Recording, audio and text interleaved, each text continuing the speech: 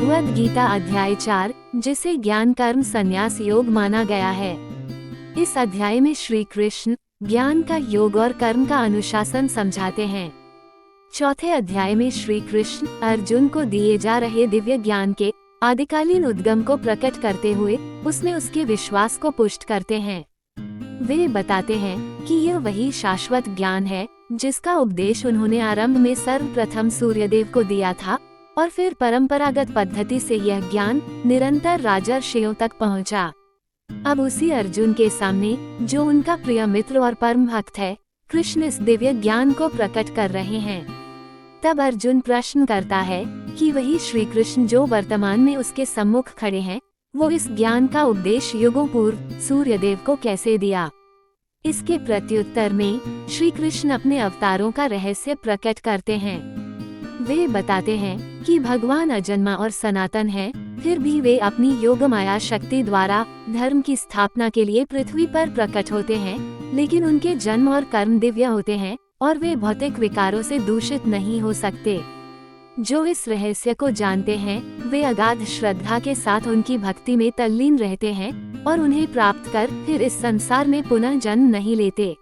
इसके पश्चात इस अध्याय में कर्म की प्रकृति का व्याख्यान किया गया है और कर्म, अकर्मण्यता तथा वर्जित कर्म से संबंधित 3 सिद्धांतों पर चर्चा की गई है। इनसे विदित होता है कि कर्मयोगी अनेक प्रकार के सांसारिक दायित्वों का निर्वहन करते हुए अकर्मा की अवस्था प्राप्त कर लेते हैं और इसलिए वे कार्मिक प्रतिक्रियाओं में नहीं फंसते। इसी ज्ञान के साथ प्राचीन काल में ऋषि मुनि सफलता और असफलता, सुख दुख से प्रभावित हुए बिना केवल भगवान के सुख के लिए यज्ञ के रूप में कर्म करते थे। यज्ञ कई प्रकार के होते हैं और इनमें से कई यज्ञों का उल्लेख यहाँ किया गया है। जब यज्ञ पूर्ण समर्पण की भावना से संपन्न किए जाते हैं, तब इनके अवशेष अमृत के समान बन जाते हैं।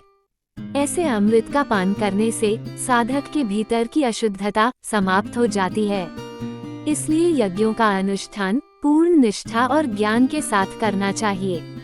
ज्ञान रूपी नौक की सहायता से महापापी भी संसार रूपी कष्टों के सागर को सरलता से पार कर लेता है। ऐसा दिव्य ज्ञान वास्तविक आध्यात्मिक गुरु से प्राप्त करना चाहिए, जो परम सत्य को जान चुका हो। श्री कृष्ण गुरु के रूप में अर्जुन से कहते हैं कि ज्ञान की खड्गा से अपने हृदय में उत्पन्न हुए संदेहों को काट दो, उठो और युद्ध लड़ने के अपने कर्तव्य का पालन करो। अब आगे के अध्याय का सार सुनिए अगले एपिसोड में।